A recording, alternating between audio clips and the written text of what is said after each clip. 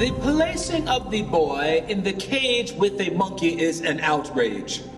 The Negro race in America has a hard enough time as it is in getting away from the prejudice that is closely related to the monkey without having a member of the race placed on exhibition.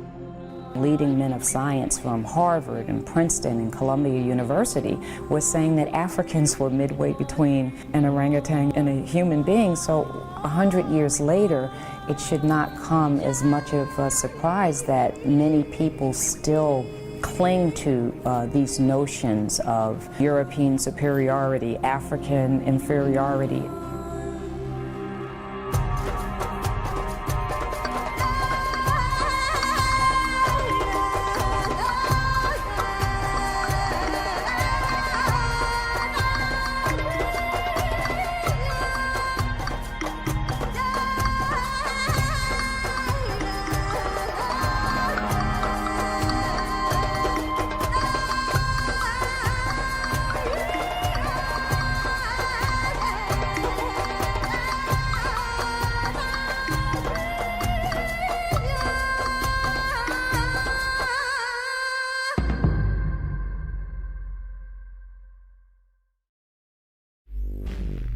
The year was 1859. 3 months after Charles Darwin published his book On the Origin of Species, American promoter P.T. Barnum unveiled a new attraction at his popular museum in New York City. It featured what was described as the What Is It, or man monkey. Visitors were told that the creature had been captured by hunters in Africa, who discovered a race of beings roving among the trees and branches like apes and monkeys. Museum staff declared that the creature had been pronounced by scientists as a connecting link between African blacks and lower animals. In reality, Barnum's so-called man monkey was an African-American man named William Henry Johnson. Thanks to Barnum, Johnson spent much of his life on public display as an evolutionary missing link, sometimes in a cage. Many reporters at the time were happy to promote the deception. The New York Tribune declared that Barnum's performer seemed to be a cross between an ape species and a Negro, while another paper declared, "The head is shaped like that of a monkey, but the face is more like that of an African Negro of the lower order. It has been pronounced by naturalists as a specimen of the connecting link between man and monkey." Many more supposed missing links were marketed to the public at freak shows throughout America. In the 1880s, there was Crow, promoted as living proof of Darwin's theory of the descent of man. She was described as a perfect specimen of the step between man and monkey. Actually, Crow was a young woman from Southeast Asia who suffered from hypertrichosis, a rare genetic condition that produces excessive hair. In the early 1900s, there was Congo, the ape man, usually exhibited in a cage next to a chimpanzee. Most of these early presentations of missing links were crude hoaxes put forward by hucksters, not scientists. But the quest to dramatize the lower stages of human evolution eventually reached far beyond freak shows. It ultimately involved the most elite members of the scientific community, and it was given a platform at one of the most celebrated events in early 20th century America.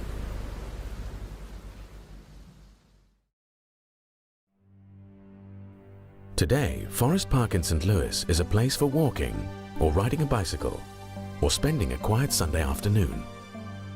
But more than a century ago, it was one of the most visited locations in the entire United States, the site of the 1904 St. Louis World's Fair. Attracting more than 19 million visitors, the World's Fair was known for its lavish neoclassical buildings, its 22-story high Ferris wheel, and the public debut of innovations such as the X-ray machine and the ice cream cone. But the fair had a darker side.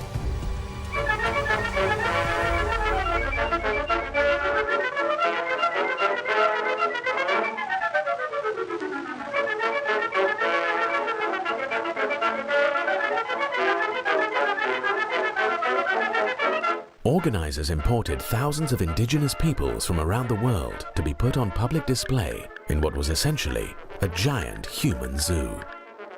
Unlike freak shows, the Human Zoo in St. Louis was created with the cooperation of America's scientific establishment. The man behind the Human Zoo was anthropologist William McGee. One of the nation's leading scientists, McGee had already served as acting president of the American Association for the Advancement of Science. In 1903, he was asked to head the anthropology department for the World's Fair. McGee had grand plans of presenting the story of human evolution by displaying representatives of what he considered lower stages of the human race. McGee's plans reflected the ideas of mainstream anthropology of the time. Anthropology was kind of founded on this idea of mapping civilization from the highest to the lowest, right? With the lowest at that time said to be Africans, and then you sort of move up. Leading men of science from Harvard and Princeton and Columbia University were saying that Africans were midway between an orangutan and a human being. Like many scientists of his day, McGee drew inspiration for his ideas on human development from Darwin's theory that humans had evolved from ape-like ancestors. Darwin's theory provided a template for categorizing Africans as biological inferiors. His impact created a bandwagon effect on many scholars on both sides of the Atlantic.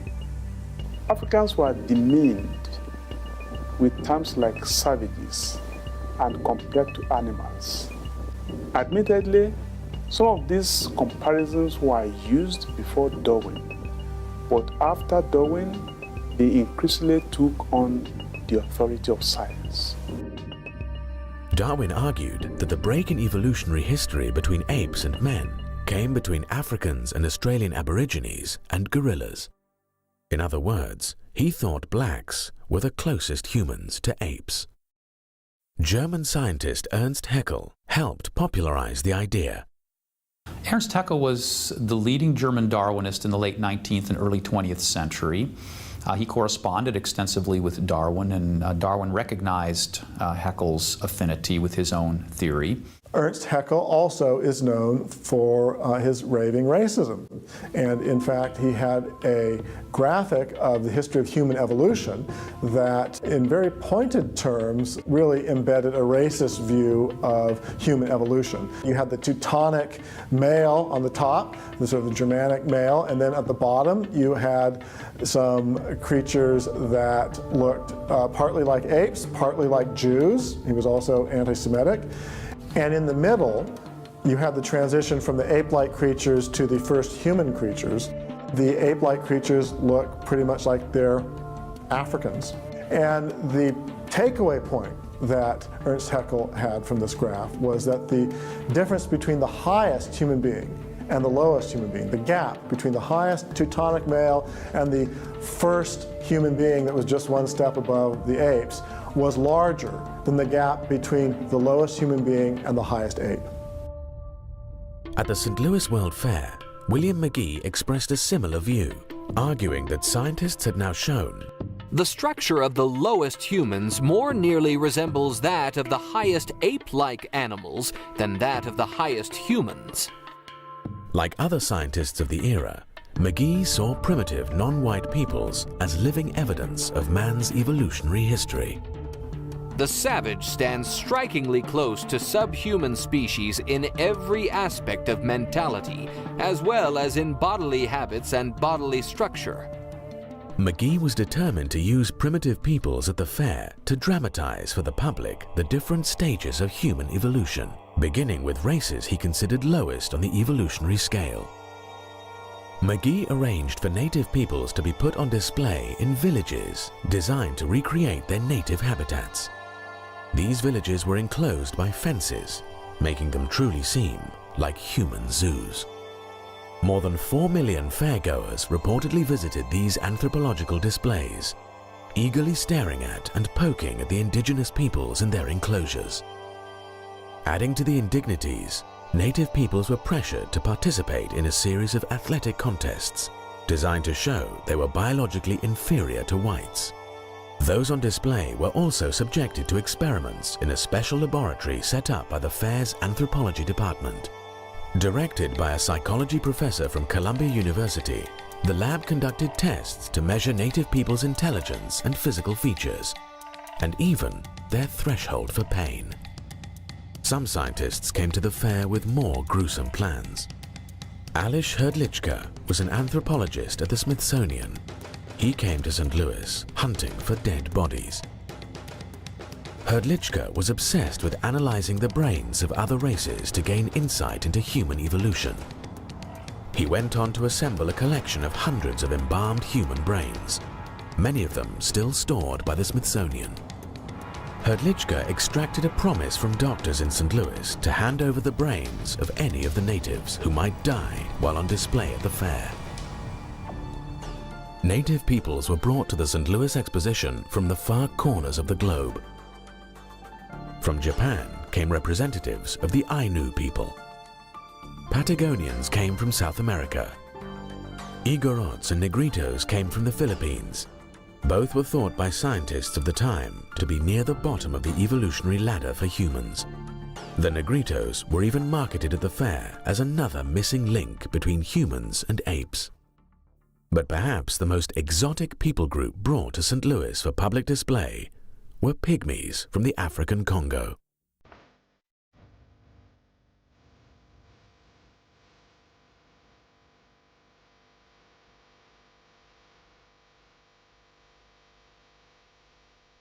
Will the pygmies brought last week to the World's Fair prove Darwin's theory of the missing link? Will a study of the little black children of the African jungles shed light on the theory evolved by Darwin as regards the evolution of the human race? Dr. W.J. McGee, chief of the anthropology department of the World's Fair, is convinced that it will. This is the first time that the Aboriginal people of Africa have been brought to an English-speaking country. This is the first opportunity that has been presented to scientists to study them. Many characteristics were noticed in the pygmies that closely resemble the ape or the simian type. It is believed that the pygmies, who are said to represent the lowest form of human development, are next removed from the simian family.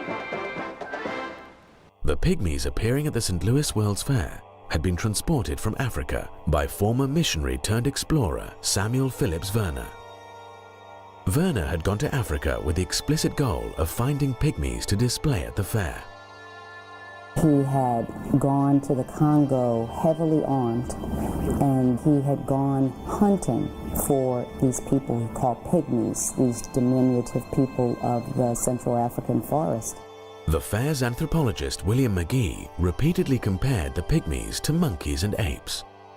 In the journal Science, he even asserted that pygmies were commonly considered to approach subhuman types more closely than any other variety of the genus Homo. They were considered by men of science at that time to be the lowest form of humans, or in some thought they were subhuman. The pygmies were less than thrilled by their welcome at the fair. The Americans treat us as they do our pet monkey. They laugh at us and poke their umbrellas into our faces. They do the same to our monkey. One pygmy at the fair became a special celebrity. His name was Ota Benga. Samuel Werner had purchased him at a slave market. Ota Benga was advertised to fairgoers as the only genuine African cannibal in America today. For a nickel, he would display his pointed teeth that supposedly enabled him to eat human flesh. At the end of the fair, the pygmies returned to Africa with Samuel Werner. But in 1906, Werner brought Ota Benga back to America. It would prove a fateful choice. Samuel Werner returned from Africa to New York City on July the 30th, 1906, arriving on the SS Armenian from Liverpool. He was accompanied by 2 chimpanzees, a snake, a parrot, and 50 boxes of materials from Africa that he hoped to sell to museums. He was also joined by Ota Benga. Werner quickly departed New York, leaving Benga at the American Museum of Natural History in Manhattan. Established in 1869, the museum was already becoming one of the premier scientific institutions in the world. Ota Benga was largely left free to wander the museum's exhibit halls. When Samuel Werner eventually returned to New York, he was fighting off creditors, and the museum wanted him to find new lodgings for Ota Benga. So Werner worked out an agreement to move Ota Benga to the New York Zoological Park, otherwise known as the Bronx Zoo. Spread over more than 260 acres, the Bronx Zoo had been envisioned by its founders as the largest zoo in the world and the grandest zoological establishment on Earth. The zoo was directed by William Temple Hornaday. A noted zoologist, Hornaday formerly worked at the Smithsonian, and he had already founded the National Zoo in Washington, D.C. Overseeing Hornaday was an executive committee chaired by Henry Fairfield Osborn, a distinguished professor at Columbia University. Hornaday and Osborn had dreams of exhibiting more than just animals at their new zoo. Both wanted to install Native Americans on zoo grounds, with Osborn promising that one day the Indian and his teepee would take their place next to the Zoological Park's buffalo. Now they had their chance to put their first human on display. Hornaday quickly agreed to purchase one of Werner's chimpanzees and to house both the chimp and Ota Benga at the zoo. Hornaday planned to exhibit the pygmy and the chimpanzee together in a cage in the zoo's monkey house. It was presented as science, not as a circus act, because these were men of science who were doing this. Ota Benga went on display in the monkey house on Saturday, September the 8th, 1906. The next day, a sign was placed on the cage explaining the new exhibit. The African Pygmy, Ota Benga. Age 23 years. Height 4 feet 11 inches. Weight 103 pounds. Brought from the Kasai River, Congo Free State. Exhibited each afternoon during September. Thousands of New Yorkers came to stare and laugh and debate the meaning of the display. Is it a man? Some of them wondered. Newspaper coverage brought even more people, and in just a few weeks, the zoo drew nearly 250,000 visitors. But the notoriety also brought controversy. New York's clergy, in particular, were horrified at what they saw as a dehumanizing spectacle. First to speak out was the Reverend Robert Stewart MacArthur, pastor of the city's Calvary Baptist Church, one of the largest Baptist congregations in America. The person responsible for this exhibition degrades himself as much as he does the African. Instead of making a beast of this little fellow, he should be put in school. Ministers from New York's African American community soon organized a protest committee. After visiting the zoo and seeing Benga for themselves, they were horrified. They thought it was outrageous. They clearly saw a human being who appeared to be afraid, who was being heckled and jeered at and things thrown at him, and he was being, debased on the hallowed grounds of the New York Zoological Society in New York City.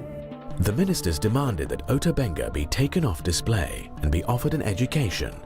James H. Gordon, superintendent of the Howard Colored Orphan Asylum in Brooklyn, appealed to the zoo to end the spectacle.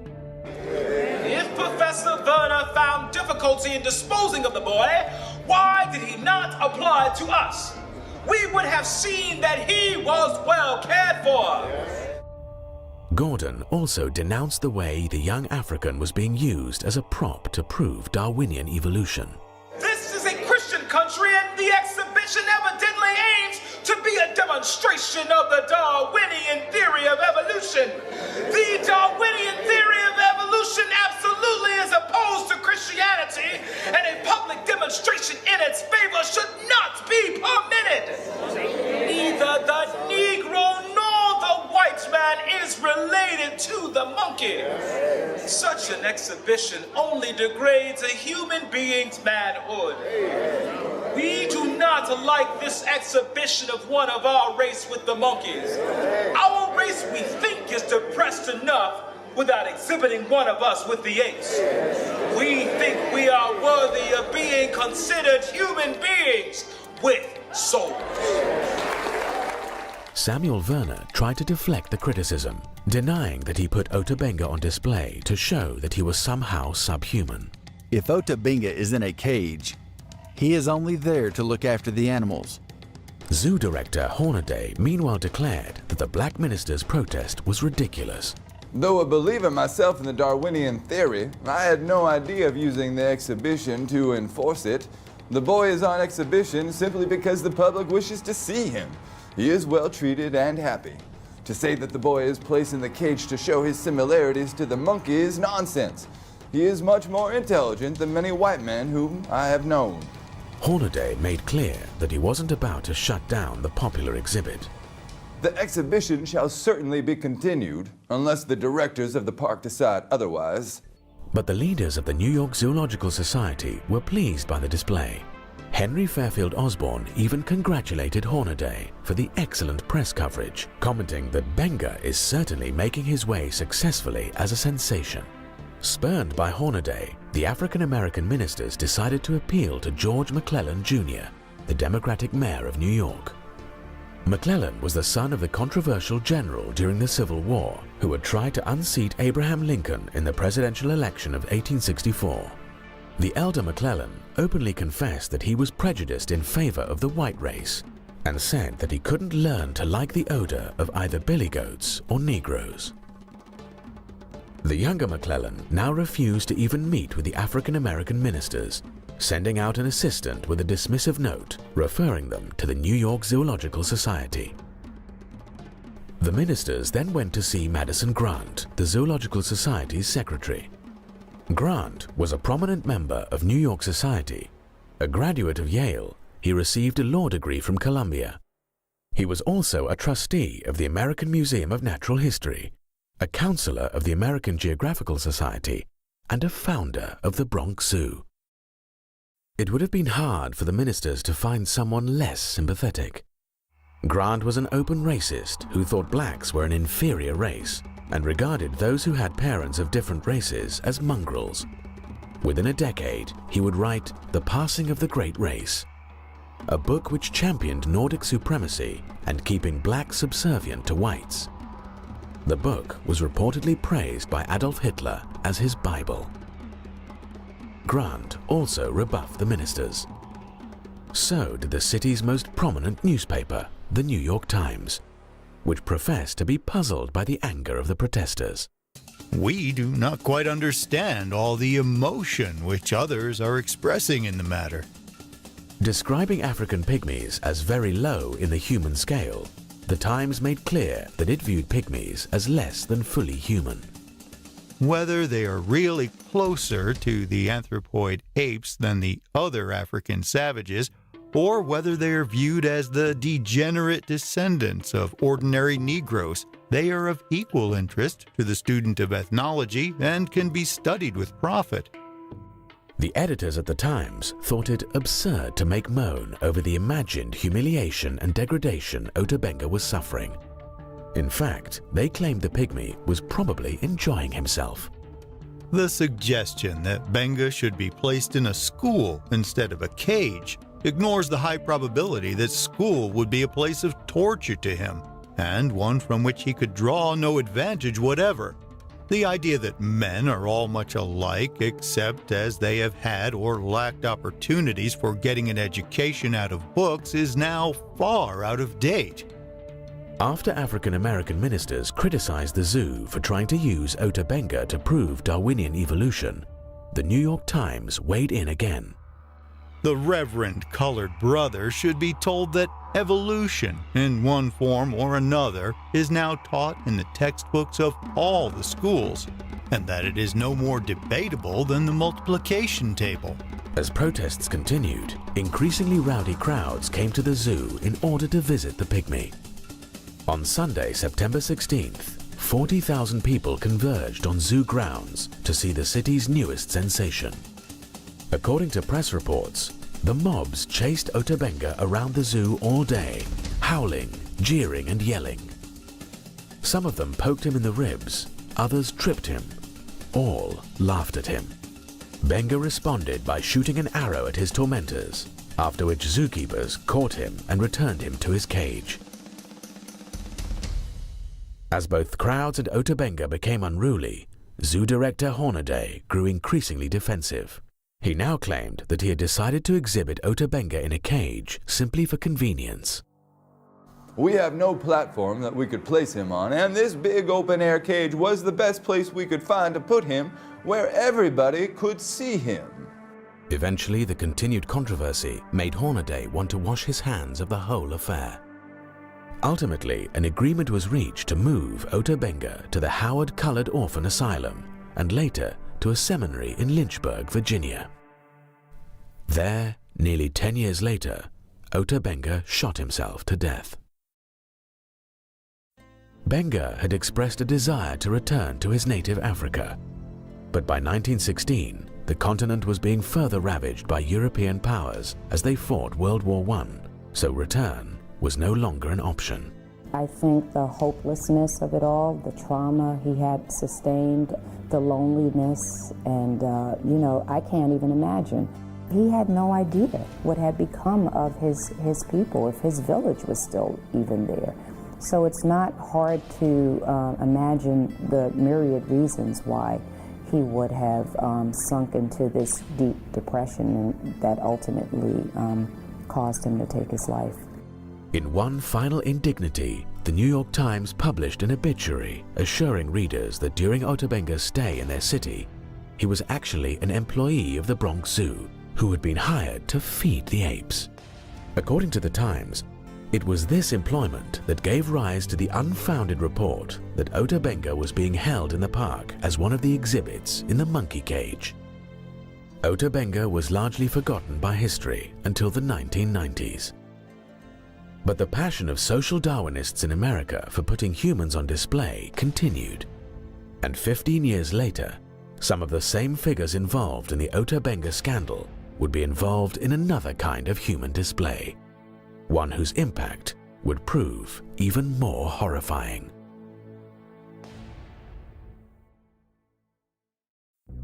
In September of 1921, leading scientists from around the globe gathered at the American Museum of Natural History in New York City for the Second International Congress of Eugenics. Eugenics was the science of breeding better people. The term had been coined by Charles Darwin's cousin, Francis Galton, but Darwin himself helped lay the groundwork for eugenics in his book, The Descent of Man. According to Darwin, human beings developed through a long and cruel process of natural selection or survival of the fittest. Less fit organisms died, leaving more capable organisms to reproduce and flourish. It was this ruthless process of elimination, not the foresight of a designer, that had propelled human beings to the top of the evolutionary ladder. But Darwin worried that modern society was now doing its best to undermine natural selection. We civilized men do our utmost to check the process of elimination. We build asylums for the imbecile, the maimed and the sick. We institute poor laws, and our medical men exert their utmost skill to save the life of everyone to the last moment. There is reason to believe that vaccination has preserved thousands who, from a weak constitution, would formerly have succumbed to smallpox. No one who has attended to the breeding of domestic animals will doubt that this must be highly injurious to the race of man.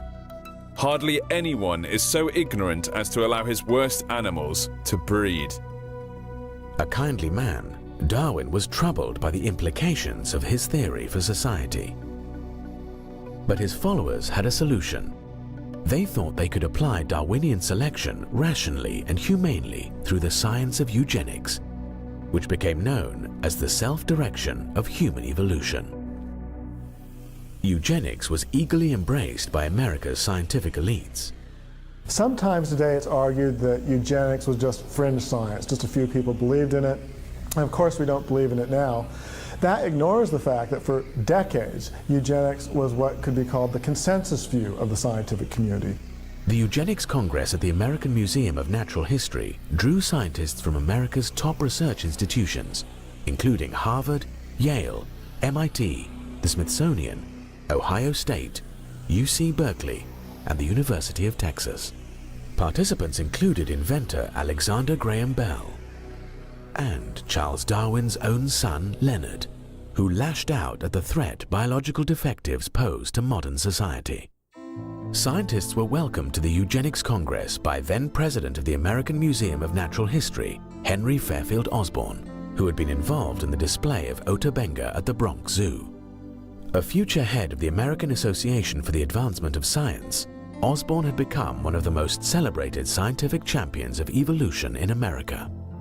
Soon he would become embroiled in a controversy with politician William Jennings Bryan over a fossilized tooth discovered in Nebraska.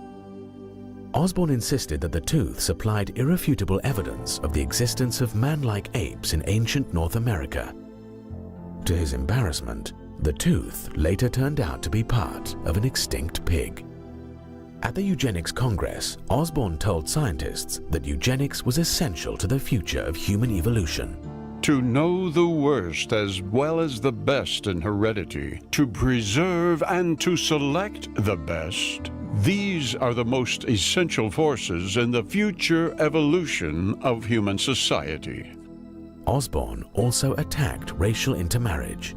500,000 years of human evolution have impressed certain distinctive virtues as well as faults on each race. Put 3 races together, you are likely to unite the vices of all 3 as the virtues. Osborn argued that racial groups should be studied to determine what tasks each race is best fitted to accomplish. But it was clear that he already thought he knew the proper place of non-whites. If the Negro fails in government, he may become a fine agriculturalist or a fine mechanic. The American Museum of Natural History accompanied the Eugenics Congress with a major museum exhibition designed to sell eugenics to the American public. Participants included America's top publishers, insurance companies, government agencies, and private groups like the American Red Cross. As many as 10,000 people attended the special exhibition. There were no live humans put on display at the eugenics exhibit, but it was still a kind of human zoo. It put human racial groups under the microscope to judge their worth to society. There were displays highlighting differences between black and white babies in the womb, displays comparing the mental stamina of different races, displays reporting on the capabilities of immigrants, and displays showcasing equipment for measuring human intelligence and other features. There also were displays about the human brain. One compared the brains of criminals and non-criminals. But the most extensive brain display was created by anthropologist Alois Hrdlicka from his growing collection of embalmed brains. Hrdlicka left his original specimens stored in jars at the Smithsonian, but he brought gelatin models of the embalmed brains of apes and 3 races of humans. Hrdlicka's presentation filled 7 separate display cases. It also included a series of skulls from Native Americans. The skulls purported to show that Native American brains revealed primitive features from earlier stages of evolution. In the midst of more sophisticated displays were cruder exhibits featuring the blatantly racist books of Madison Grant and Lothrop Stoddart. Stoddart had published The Rising Tide of Color Against White World Supremacy.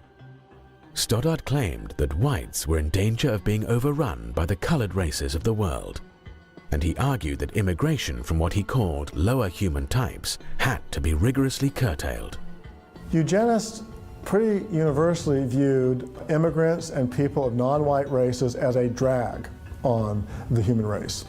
Eugenists viewed blacks and Mexicans and Hispanics as throwbacks, evolutionary throwbacks that were lower races in evolutionary terms and therefore were a drain on modern society. And they justified this in the name of Darwinian science. You know, there were racists before the eugenists. The interesting thing about the eugenists was the way that they built on top of Darwinian biology and claimed that there was a scientific justification for racism. The eugenics exhibition advocated a chilling agenda for public policy, including forced sterilization and harsh new restrictions on immigration.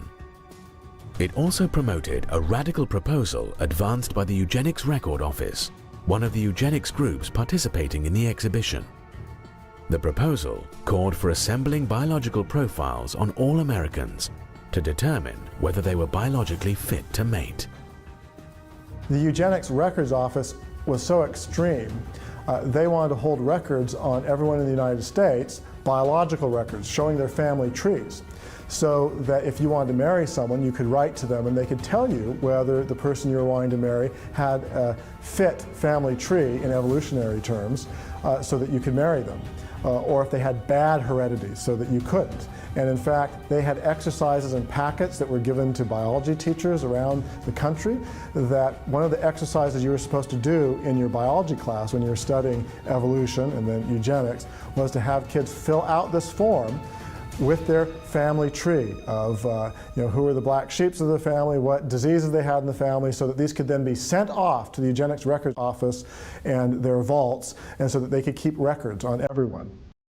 The American Museum of Natural History later called the Eugenics Congress of 1921 perhaps the most important scientific meeting ever held in the museum.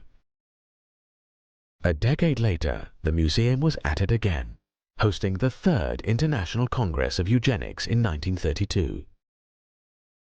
This time, it put on an even more extensive museum exhibition for the public. At the entrance to the exhibit hall were placed the busts of two men accredited as the founding fathers of eugenics, Francis Galton and Charles Darwin. Although some scientists raised concerns about eugenics, probably the strongest opposition to the movement came from traditional religion.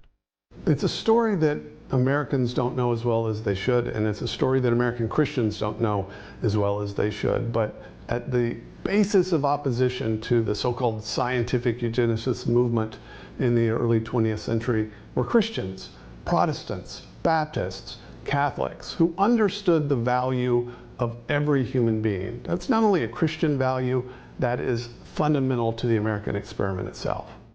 When Nebraska's legislature passed a forced sterilization bill in 1913, Governor John Morehead, a Presbyterian, vetoed it. Morehead argued that the legislation not only violated the state's Bill of Rights, it also offended a higher law. This proposed legislation seems more in keeping with the pagan age than with the teachings of Christianity. Man is more than an animal. While many modernist clergy supported eugenics, theologically conservative religious figures were much more skeptical. American evangelical William Jennings Bryan, for example, denounced eugenics as an impossible system for scientific breeding under which a few supposedly superior intellects, self-appointed, would direct the mating and the movements of the mass of mankind. But the most consistent opposition to eugenics came from Roman Catholics. In 1930, Pope Pius XI strongly condemned forced sterilization for eugenics in one of his encyclicals. The Pope criticized eugenists for asking the government to assume a power which it can never legitimately possess. The most fundamental principle of Catholic social teaching is the intrinsic dignity of every human being. In other words, people are valuable simply as creatures made in the image and likeness of God. They're not valuable merely because they have economic value or they're productive or they're smart. They have value in and of themselves as spiritual creatures made in God's image. That idea obviously contradicts the fundamental principle of eugenics, which is through either passive or active means to favor particular ethnic groups over others.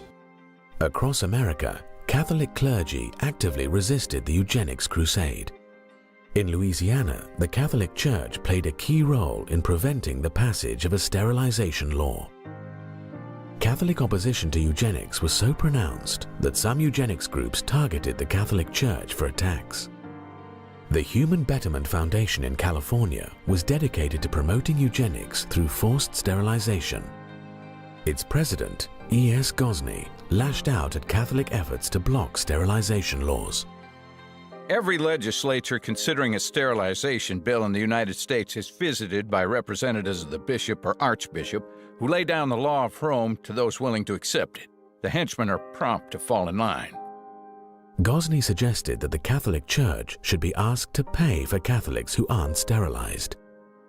If Catholics do not want their feeble-minded communicants sterilized, it would seem more logical to ask them, as Hitler has done in Germany, to keep these feeble-minded segregated at their own expense, in order that the American Commonwealth may be subjected to no unnecessary damage from the presence of a great body of defectives, who increase the amount of human misery, contribute largely to the ranks of the delinquent and criminal, augment the tax burdens, diminish the efficiency of industry, and dilute the quality of American citizenship.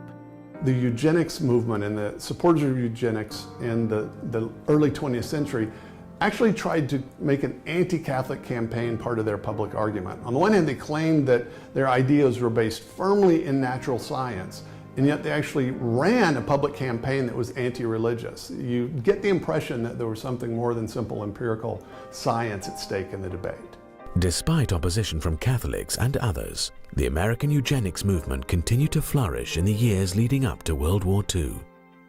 The eugenics movement eventually led to the forced sterilization of more than 60,000 people in America.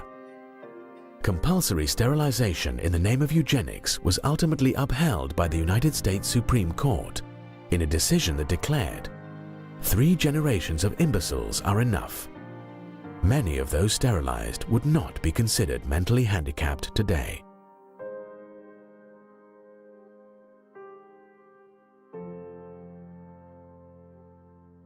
The eugenics movement also succeeded in securing the passage of a draconian immigration law that sharply restricted the flow of non-Nordic ethnic groups into the United States.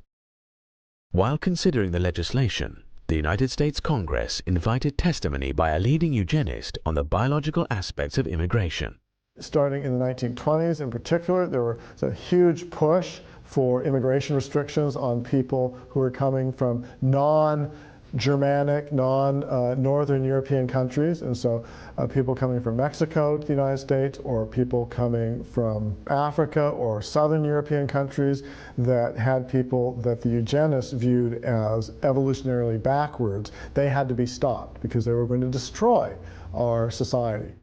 But the most horrifying implementation of eugenics policies took place not in America, but in Nazi Germany. The Nazis ultimately sterilized more than 300,000 supposed hereditary defectives in the name of eugenics. They then started gassing the disabled at special medical facilities. It was in these killing centers that the Nazis began to perfect the methods they would later use to exterminate Jews. The sordid history of eugenics and the mainstream scientific community's embrace of it remains completely unknown to many Americans. So does the scientific community's involvement with social Darwinism and scientific racism, including human zoos. It's a history some people are still trying to cover up.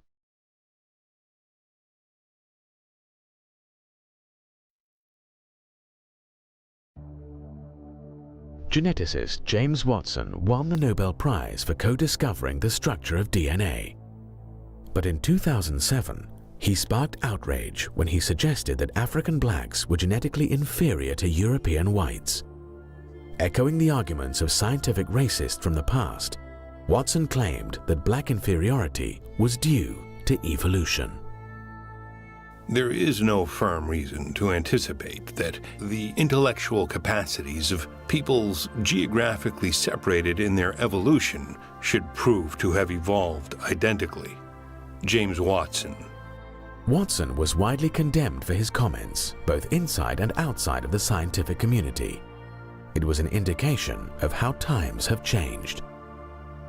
But although scientific racism no longer receives support from mainstream science, many in the scientific community remain reluctant to honestly discuss the past.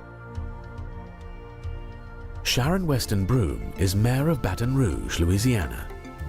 In 2001, she was a member of the Louisiana House of Representatives when she proposed a resolution to encourage teaching students about the history of scientific racism. The resolution highlighted Darwin's views on race, as well as how his views had been exploited by other scientists, such as Ernst Haeckel, to promote racism. The resolution also encouraged teaching students more recent scientific findings supporting racial equality. I'm not asking you to take evolution out of the school. I am merely asking the legislature, the State Department of Education, the Board of Regents, and the state university systems that they be made aware that Darwin promoted the justification of racism in his definitive works on the origin of species by means of natural selection and the descent of man. I certainly understand that racism was in effect before Darwin. This has never been denied. Yet he was the originator of a scientific justification for racism as well as giving wings to modern racism. Harvard University's Stephen Jay Gould wrote, quote, "Biological arguments for racism may have been common before 1859, but they increased by orders of magnitude following the acceptance of evolutionary theory." Broom's resolution provoked a firestorm, with supporters of Darwin's theory accusing her of trying to unfairly malign Charles Darwin. This resolution is not only a product of creationists, but also Christian supremacists. And Christian supremacism is a hate-based ideology, and you can't combat hatred with hatred. I never, ever have emulated any type of hate towards anyone. The resolution only passed after all references to Darwin and Haeckel were deleted.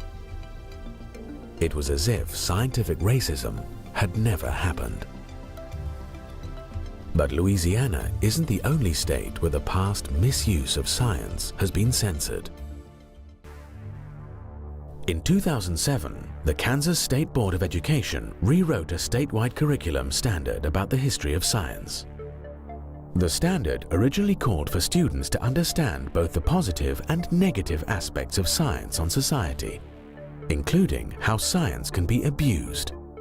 As examples of the abuse of science, the original standard cited the eugenics movement, scientific racism, and the infamous Tuskegee syphilis experiment, where government researchers left poor black men untreated for syphilis in order to observe the progression of the disease. The Kansas Board of Education revised the curriculum standard to eliminate any study of the abuses of science. Now students would only learn about how science had improved society. The original standard did not mention Darwin or Darwin's theory. That did not stop proponents of rewriting the standard from claiming they were defending the teaching of evolution. But public officials aren't the only ones who have tried to cover up the history of scientific racism. Some of the institutions most involved in promoting scientific racism in the past are still suppressing their own history. The American Museum of Natural History remains one of the world's leading science museums, but to this day, it has never apologized for the role it played in promoting the international eugenics movement.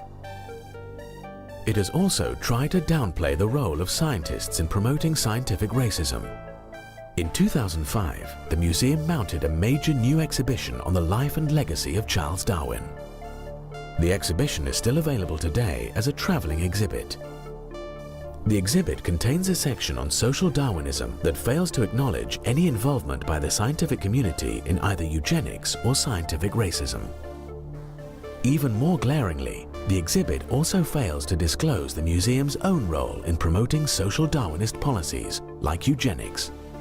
According to the current exhibit, social Darwinism had no real connection with either Darwin or science. The fact of the matter is that if you read the scientists of the day, in the late 19th and early 20th century, many of them were promoting racism and even racial extermination, extinction of races.